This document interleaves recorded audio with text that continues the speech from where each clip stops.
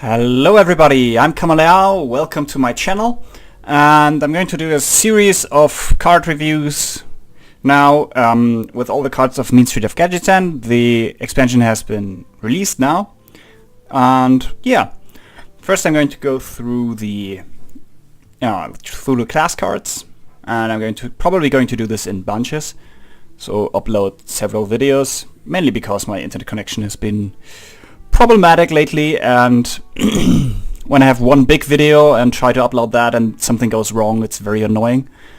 It's less of an annoyance when it's several smaller videos. So yeah, let's start it. So far I have bought 42 packs with gold only, because I play Hearthstone only as free-to-play. So there will be quite a number of cards that I have to craft if I want them, but well, yeah, let's get it started. We'll start with first class, Druid. And the first card, Jade Idol. Shuffle or no guts. Choose one, shuffle a Jade Golem, summon a Jade Golem, or shuffle 3 copies of this card into your deck for 1 mana. This is, I think, pretty obviously a good card. Less so for the shuffle 3 copies into your deck. I think I've heard some people say, yeah, this makes you immune to fatigue and you'll never get fatigued, but how often does it actually happen that you get fatigued? Personally, I think fatigue is quite rare. It just doesn't happen very often in general, and it doesn't happen very often to druids, so that's the less good thing that can happen. The Jade Golem, summoning a Jade Golem for 1 is obviously pretty good pretty quickly. Gets your Jade Golem started. For those who don't know, Jade Golems are just vanilla creatures. They have no card text, but every time you summon one, it becomes stronger than the previous one. So the first one you summon is a 1/1, second one a 2/2, and then a 3/3, and so on. So when you play Jade Golem cards in your deck, you probably want to have quite a lot of them. And this is a very cheap one. It can get you started, and that's good. You need stuff like that. And then there's obvious synergy with Auctioneer and summoning what's that called? The 3/5 that summons 1/1s whenever you cast a spell, that one. And Fandral Stackhelm, choose one, always nice in that case. It becomes relevant. So yeah, good card. I think in Jade in the Jade deck, absolutely will have 2 of those. Other decks that are not going for Jade Golems, I don't think that this is great. I don't think that you need the protection from fatigue often enough to really make this useful. Mark of the Lotus. Mark of the Lotus is extremely good for token druid, I think. It has advantages and disadvantages over what is it, Power of the Wild, where it costs 1 mana less, and 1 mana less means in this case it costs 50%, or it halves the mana cost, which is great, which is extremely relevant. Like from 2 to 1 is far more of a difference than from 10 to 9.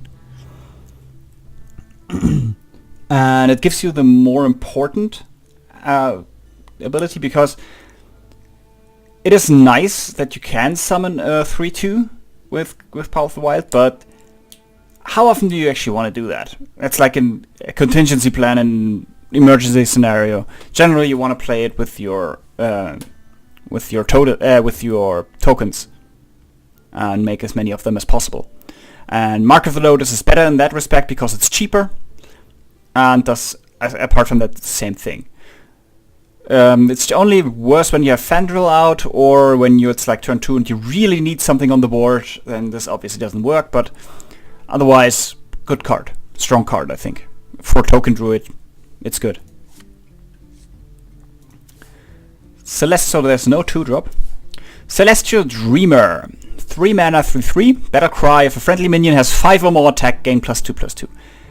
Now, I don't think that this is a great card. I don't even think this is a good card. I mean, if you have to play it on turn 3, then it's highly unlikely that you have a 5 or more attack minion on the board. And then it's just a 3-3. And that's bad. A vanilla 3-3, you don't want to play that. If you can get it out, then later maybe later you can do a swing turn where you play multiple cards at once, and then this is a 5-5. But a 5-5 for 3, there's a 7-7 for 4. There's not in every deck that can play it. And a 5-5 for 3 that has a prerequisite that is not super easy to meet. I mean, then it's still just a 5-5 for 3. I mean, sure, a 5-5 for 3 is generally good, but I don't think that it's that good. It's not insane. And a 3-3 for 3 vanilla is just very bad. So I don't think that this is great, especially because Druid has so many better cards at its disposal that I don't think that this would find a place. Jade Blossom, 3 mana, summon a Jade Golem, gain an empty mana crystal. Now, ramp is always good. Summoning Jade Golems always good when you're playing a Jade Golem deck. But for 3 mana, I mean, there is a point where ramp becomes less good. Obviously, ramping is better the earlier you can do it in the game. When you can Wild Growth on turn 2 or coin Wild Growth on turn 1, that's very, very good. When you Wild Growth on turn 9, then that's very stupid. So ramping is very strong very early on. When you have too many ramp cards, you run into the problem that if you draw them in the late game, it's not too bad. If you draw Wild Growth in the late game, you lose 2 mana, but that's all that happens, so it's not terrible. But if you draw them in the mid game, where they're essentially just dead cards because you shouldn't play them because, well, ramping from 6 to 7 is, or something like that, is usually not good, or not good enough. And if you play them, and you can't exchange them for draw a card, that you can only do that at 10 mana. So it's problematic when you have too many of them, I think, and it's not good when they are too expensive. This one, I think in a Jade Golem deck it's probably still good. The question I'd rather have is, do you run 2 Wild Growth, 2 Jade Blossom, or like 2 Jade Blossom, 1 Wild Growth, or no Wild Growth? Or what would be a combination there? So I think this will see play in Jade Golem decks, but I'm not so certain how that would look like. That's the same in gold, and it looks very pretty. Pilfered Power. 3 mana, gain an empty mana crystal for each friendly minion. Now, this can be... I think that the variance of this card is potentially huge. It can be insanely strong. If you like have 3-4 dudes out and play this on turn 3, then that could just win you the game outright. In other cases, it could be quite bad. I think this depends very much on whether you can play a Druid deck that can somewhat consistently get a large number of minions out quickly and early. And if you can, then this card is extremely strong. If not, I think the other possible ramp cards are more stable than this. Lunar Visions, draw 2 cards, minions drawn cost 2 less for 5. Personally, I probably always prefer Nourish over this, because Nourish is more flexible. I can choose the mana if I want. Nourish it works with Fandral, makes it far stronger. And sure, you could say those cards drawn cost 2 less, and then if you hit 2 cards, then it cost 1 mana. But it didn't, because you need to wait till you have 5 mana to play this, And if you play it on turn 5, then you have done nothing on turn 5, except drawn 2 cards. And then you later get an acceleration. And yes, I'd say that's the difference. It can be an advantage, but I think it can also be a disadvantage. If you draw your, like, 2 drops or a 1 drop, that becomes, if you draw 1 drop, then that doesn't become 2 mana less, it becomes 1 mana less. Your 2 drops, is that so relevant that they become cheaper? I don't think so. I think this would be very relevant if it hits specific combo cards. But since you can't control that, I think the variance is too big. And if you draw spells, then this becomes quite bad. And Druid has so many so good spells in it that I don't think that you'd want... I mean, would you want to play a deck without Wrath, without Swipe and stuff like that? I don't think so. And the more of those cards you put in, the worse Lunar Vision becomes. So yeah, generally, not a fan. And also with the new possible and probable Druids, I mean, with this expansion, I think Token Druid and Jade Druid are, I'd say, the biggest contenders for strong Druid decks. And both of those have a bunch of spells. Token Druid, obviously. Maybe even Gadgetzan Druid. Also lots of spells. And Jade Druid has like Jade Blossom, Jade Idol. So, no, too many spells. Vermin Sensei. Vermin? I don't know. 5 mana, 4/5, Battlecry, give a friendly beast +2/2. So 5 mana could buy you 5/6.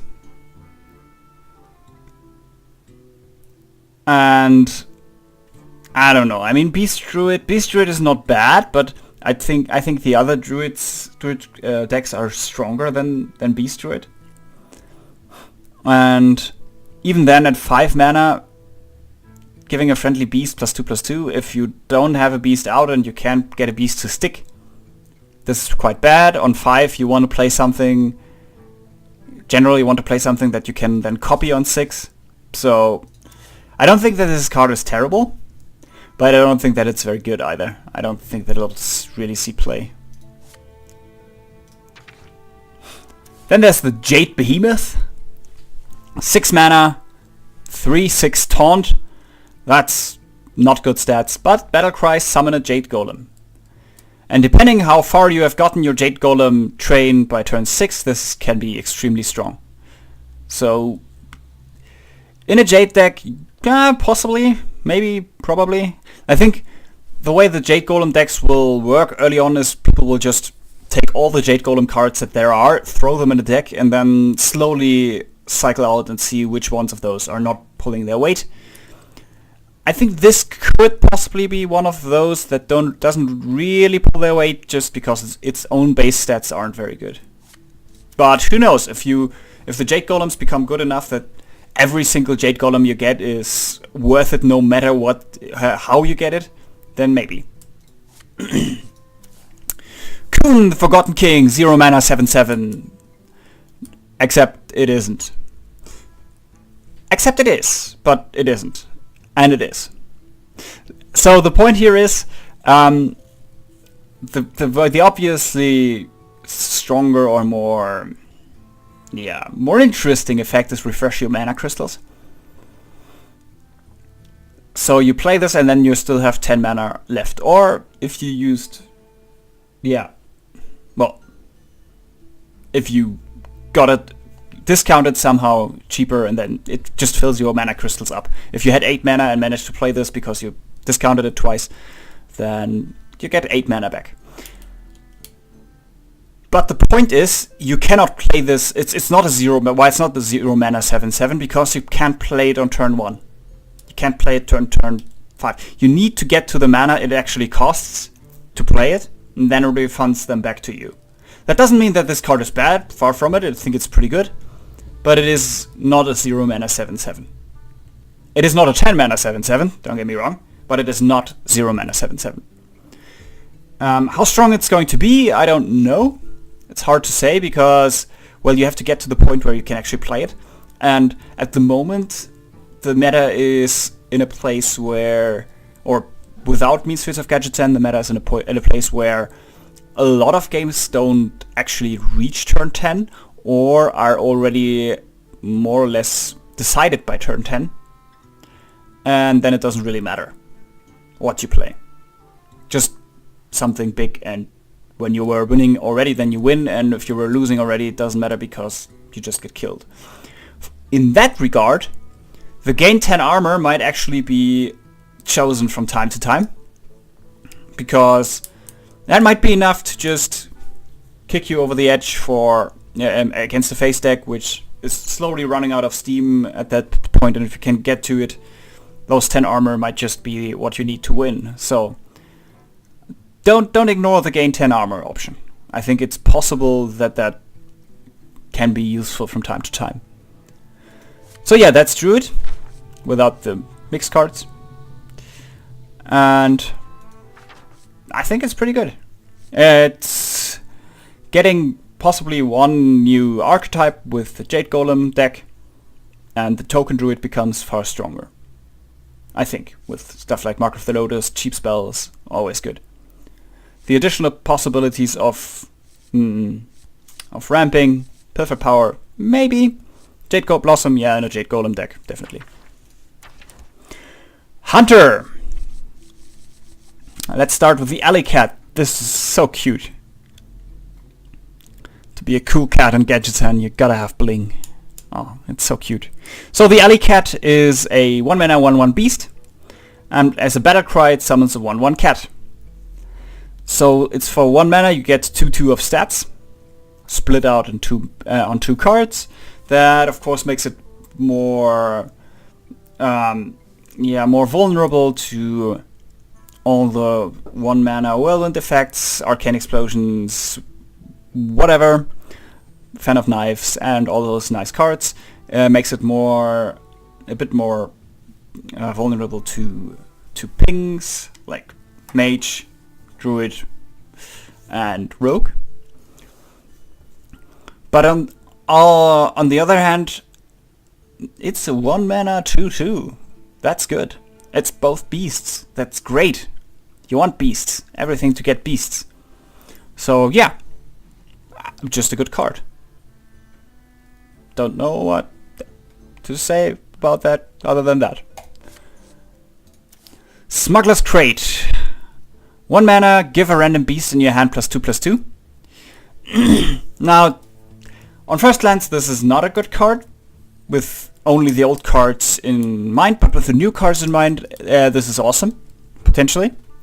And yeah, it's a random beast, so you can somewhat control what gets hit, because if you only have 1 or 2 beasts in your hand, and you can more or less ensure that one of those gets hit. And you can, yeah, it's a little bit more than, I think give a random beast in your hand +2/+2 is better than give a random creature in your hand +2/+2, because when I get to the cards, the cards you want to hit with those buffs are beasts. So yeah, and for 1 mana spells, 1 mana stuff that actually does something useful is always going to be potentially very good, because you can often have 1 floating mana. 2 floating mana, then you can just hero power, but 1 floating mana, that happens, and then you can just throw this in between. And well, when it hits the right creature, it's extremely strong. So yeah, Smuggler's Crate, good card. Hidden Cache. 2 mana secret. After your opponent plays a minion, give a random minion in your hand +2/+2. I think this is pretty much crap. It's 2 mana. It's a secret. So in theory it could get flared or stolen or destroyed or whatever. You don't control when it happens, and it's a random minion in your hand, not a random beast. So it's, I think, in every possible aspect, worse than Smuggler's Crate. It costs twice the mana, you have less control when it happens and who it happens to. The only potential advantage of this is it's a secret and your opponent has to play around secrets and stuff like that. And yeah, it's a buff for your bow, possibly. But I don't think that that's enough to say that to use this. I don't think so. Because there are enough other good secrets to play, and this is not a good secret. Trog Beast Rager. Still angry that the Gadgetzan Rager Club wouldn't accept him as a member. So it's 2 mana, 3/2, and Battlecry give a random beast in your hand +1/+1. Again, 2 mana, 3/2, that's good stats, and again it gives a random beast in your hand +1/+1. You want to buff specific beasts, I think, in this expansion. So this is potentially quite good. The only disadvantage it has, it's not a beast of its own, but on the other hand that has the advantage that it doesn't get buffed when you have it in your hand. And you don't want this one to get buffed, you want stuff like the Rat Pack getting buffed. 3 mana, 2/2, Death Rattle, summon a number of 1/1 rats equal to this minion's attack. And the 1/1 rats are beasts as well. So we already have a 4 mana 3/3 that summons 2 1/1s, and that sees play. So 3 mana 2/2 that summons 2 1/1s might on its own also see play, I think. Wouldn't be great, but not bad. And if this is in your hand and you buff it with Smuggler's Crate, then it's a still for 3 mana. Okay, you threw out that card to improve it, but then it's a 3 mana to play, 4/4 that summons 4 1/1 rats when it dies. If you have Leorc out, and then it's a 5/4 and it summons 5 rats. If you have Direwolf Alpha and it dies with the buffed attack, you get more rats, and so on and so forth. So yeah, Rat Pack, awesome card, extremely good. Turn 3 this, turn 4 if your opponent doesn't manage to kill it right away, turn 4 Houndmaster this, extremely strong. This is, he's gonna do it his way, definitely. Shaky Zip Gunner. And Death Rattle, give a random minion in your hand to +2/+2, 3 mana 3/3. Again, the problem, I don't want to give random minions in my hand +2/+2. I think I want to give random beasts in my hand +2/+2. Because I don't really want to buff my Trog Beast Rager, I want to buff my Dispatch Code or my Rat Pack and stuff like that. But a 3 mana 3/3 is only a little bit below the curve, below what you would want in stats. And giving a random minion in your hand +2/+2, that's like 5/5 of stats for 3. So I think it's possible. I think if it were give a random beast in your hand +2/+2, I think I'd say this would definitely see play. The way it is, I think it's not bad. I think it's possible that it sees play, but I don't think that it's amazing. Especially because in the 3-drop spot you have Animal Companion, Rat Pack. You have too many 3-drops, I think, that you actually, or 3 mana cards that you actually want in your deck. So a maybe. Dispatch Kodo, this is a definite yes. So it's a 4 mana 2/4 Battlecry, deal damage equal to this minion's attack for 4 mana. A 3 mana 3/3 combo deal 2 damage is considered to be one of the best cards that Rogue has access to. At least I consider it to be one of the best cards Rogue has access to. This costs 1 more mana, has the same stats, and does the same. So you essentially pay 1 more mana and have a little bit different stat distribution for the same effect without combo necessity. That in itself might actually be good enough. It's a beast, that's a big plus. And if you buff this thing in your hand, then it buffs the effect. So if you Smuggler's Crated it, then it's a 4 mana 4/6 deal 4 damage when it comes into play. Beast. And that's insane. So yeah, Dispatch Kodo, extremely good, I think. Knuckles. It's a beast, 5 mana 3/7. After this attacks a minion, it also hits the enemy hero. Potentially a good effect. It's a bit on the expensive side. I'm not too sure about this card. I mean, the effect is nice, it's a beast, so that's always good. But I'm not too impressed. I don't think that it's bad, but I don't think that it's great. So yeah, that's Hunter. I think Hunter gets like 2 amazing cards with the Red Pack and Dispatch Kodo. Alley-Cat is just a solid 1-drop. And yeah, possibilities to buff the Red Pack and the Dispatch Kodo just makes them even better. So yeah, Hunter can be happy, I think. Ah, forgot one card. The Piranha Launcher. It's a great improvement over the Guppy Launcher. That's true, probably. It's a 5 mana 2/4 weapon. Summon after your hero attacks, summon a 1/1 Piranha, and that's a beast. I don't think that this weapon is very good. At 5 mana, that's a 2/4 weapon. At 5 mana, is just too expensive. It's too slow. Other weapons that you have access to, like just Eaglehorn Bow, is far better. So, not too impressed.